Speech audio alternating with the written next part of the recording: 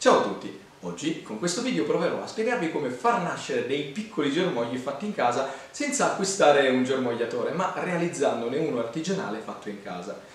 Sono sicuro che guardando il video capirete e sarete felici di capire quanto è facile realizzare questi germogli fatti in casa, quindi senza dover per forza andare a spendere casomai al supermercato delle cifre astronomiche per poterli acquistare. Oltretutto l'utilizzo e il consumo di questi germogli è consigliato perché sono assolutamente un toccasana per la salute. Realizzare un germogliatore artigianale fatto in casa è davvero semplice, basta infatti prendere un piatto, io l'ho preso in vetro trasparente, questo perché permetterà di far sì che la luce entri all'interno e favorisca la germogliazione dei semi.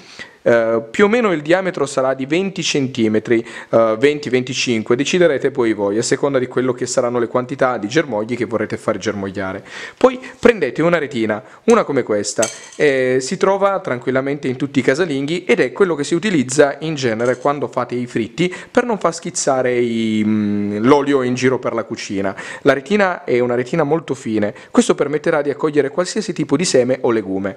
E poi infine prendete un altro piatto, come questo, un piatto sempre in vetro trasparente che farà da coperchio. Ed ecco che il germogliatore fatto in casa è pronto per essere utilizzato.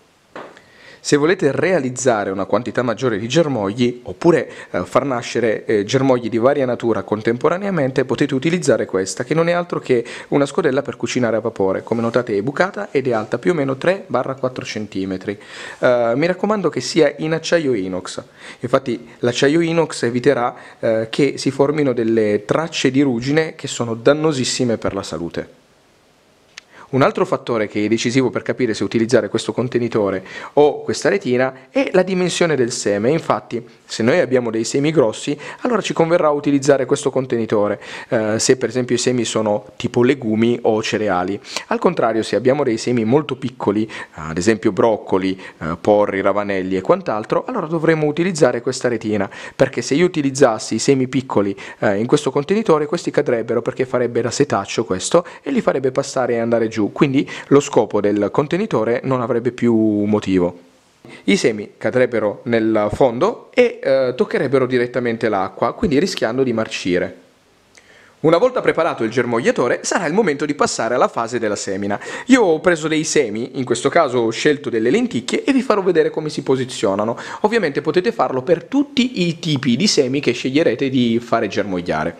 Quindi prendiamo le lenticchie, le poggiamo.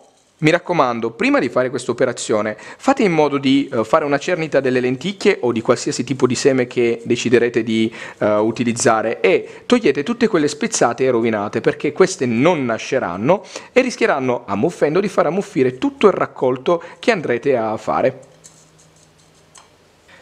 Stendete i semi in modo che questi risultino ravvicinati ma non accavallati. Una volta fatta questa operazione prendete un annaffiatoio, uno tipo questo qui, uno spruzzino, e bagnate in questo modo. Così. E via. Una volta bagnato prendete il coperchio e copritelo. Mettere il coperchio servirà proprio per creare all'interno un microclima che abbia una temperatura e un'umidità costante.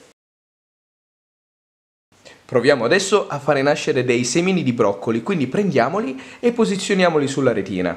La retina ovviamente sarà quella con le maglie fini, perché i broccoli hanno dei semini che sono davvero molto piccoli. Mi raccomando, anche questi andranno bagnati almeno 3 volte al giorno e poi coperti con il coperchio di vetro. E questo è ciò che otterremo dopo 10 giorni dall'inizio della semina. Guardate, stacchiamo dalla retina ed ecco qui. I germogli perfettamente pronti e puliti per essere utilizzati. Volendo, questi germogli potranno essere consumati senza essere lavati. Infatti, se ci pensate, questi non sono mai stati a contatto né con terra, né con agenti chimici, né con concimi né chimici né organici. Infatti, l'unico contatto che hanno avuto è stato quello con la retina, che era già stata pulita, e con l'acqua che avete utilizzato per annaffiarli, quindi acqua pura. Una volta raccolti i germogli, questi potranno essere consumati. Se vi accorgete che sono troppi e che quindi non li consumerete tutti in un giorno, allora questi potranno essere conservati come una semplice insalata in frigo. La conservazione di questi potrà arrivare sino a una durata di 15 giorni, dipenderà dalla tipologia del germoglio che avete fatto nascere. L'alternativa al frigo, quindi se non avete intenzione di conservarli in frigo ma averli freschi giorno per giorno, è quella di non raccoglierli tutti insieme e continuarli a bagnare sino a quando non li consumerete.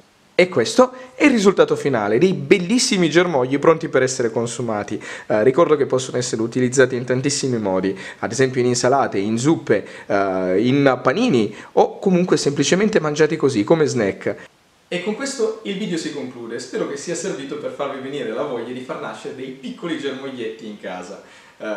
Detto questo, spero che sia servito davvero per imparare qualcosa di nuovo, di utile e di divertente. Se vi è piaciuto, mi raccomando, lasciate un commento, mettete un mi piace, ma soprattutto iscrivetevi al canale e, già che ci siete, dategli un'occhiata. Detto questo vi saluto e vi aspetto al prossimo video.